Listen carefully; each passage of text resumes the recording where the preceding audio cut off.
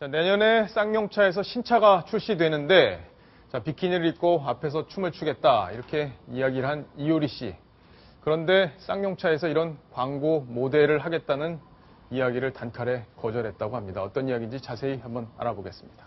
배혜림 기자. 네. 자, 이 정도 이효리 씨가 제안을 했으면 쌍용차에서 마다할 이유가 상식적으로 없어 보이는데, 그동안에 어떤 일이 있었던 건지 좀 설명을 해주시죠. 네, 이효리 씨는 지난주죠. 18일에 자신의 트위터에 글을 올렸습니다. 예. 내용은 쌍용에서 내년에 출시되는 신차 티볼리가 많이 팔려서 함께 일하던 직원들을 해고할 수밖에 없었던 회사가 안정되고 해고됐던 분들이 다시 복직되면 정말 좋겠다. 그렇게만 된다면 티볼리 앞에서 비키니를 입고 춤이라도 추고 싶다. 이런 글을 올렸습니다. 이 섹시스타 이효리 씨가 비키니를 입고 춤을 추겠다고 하니까 화제가 됐었고요. 그리고 이 트위터 친구라고 하죠. 광고 출연을 해보는 게 어떻게 했느냐는 제안을 받고 이효리 씨가 거기에 가능하다, 써주기만 하면 무료라도 좋다라고 답을 하면서 화제가 됐습니다. 자, 그럼 여기까지는 분위기가 좋네요. 예, 그럼 만약에 차가 출시되는데 이게 차가 많이 팔려서 해고자들이 복직된다면 내가 춤도 추겠다, 이렇게 얘기를 했고, 그리고 광고 출연하면 어떻겠냐고 그랬더니 좋다, 이렇게까지 얘기를 했는데, 자, 그럼 쌍용차에서도 환영하는 반응이 나왔을 걸로 기대가 돼요. 네, 일단 쌍용차 해고 노동자들은 환영하는 반응을 보였습니다. 그 해고 노동자 중에 쌍용차의 평택공장 굴뚝에 지금 올라가서 고공 농성을 벌이고 있는 그 이창극 씨께서 이제 자신의 트위터에다가 글을 올렸는데요. 밥을 먹고 하늘을 보고 SNS를 봤다. 눈을 의심했다. 이효리 씨였다. 이렇게 글을 올렸습니다.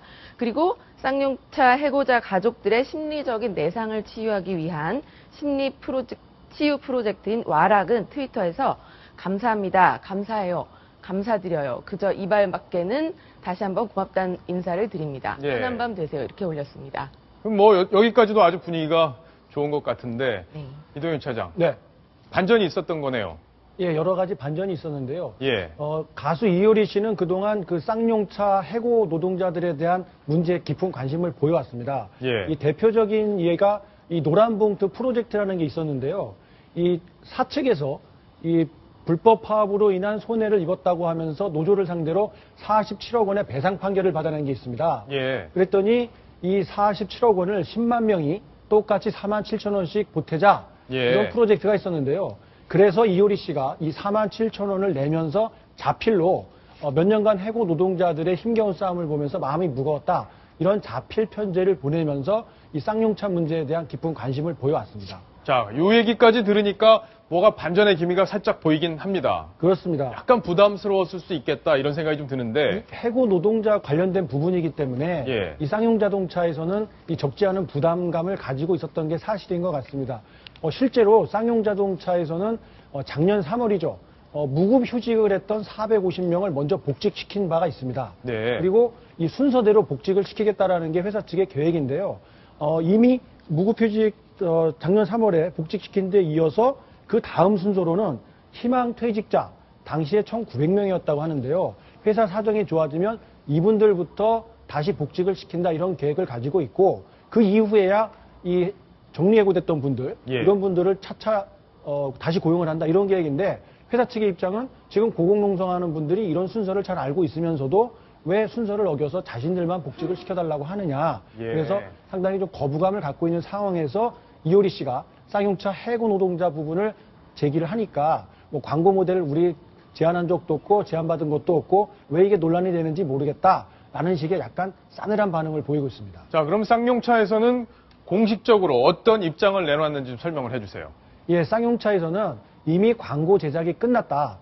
그리고 티볼리는 젊은 도시남녀가 즐겨 탈 수 있는 차라는 점에서 이효리 씨와 이미지가 잘 맞지 않고, 또 회사 방침상 이미 티볼리는 이 유명 모델을 사용하지 않고 차 자체의 장점을 부각하는 컨셉의 광고를 이미 제작 끝냈다. 끝났다. 이렇게 설명을 하고 있습니다. 이 정도 되면 이효리 씨 상당히 좀 머쓱해졌을 것 같은데, 배혜림 기자. 네. 이효리 씨 측에서도 반응이 나왔습니까? 네, 이효리 씨 측도 반응을 내보냈는데 적잖이 당황을 한 것 같습니다. 예. 일단 광고 출연에 대해서 언급은 했는데 이 내용이 와전된 것 같다라고 표현을 했고요.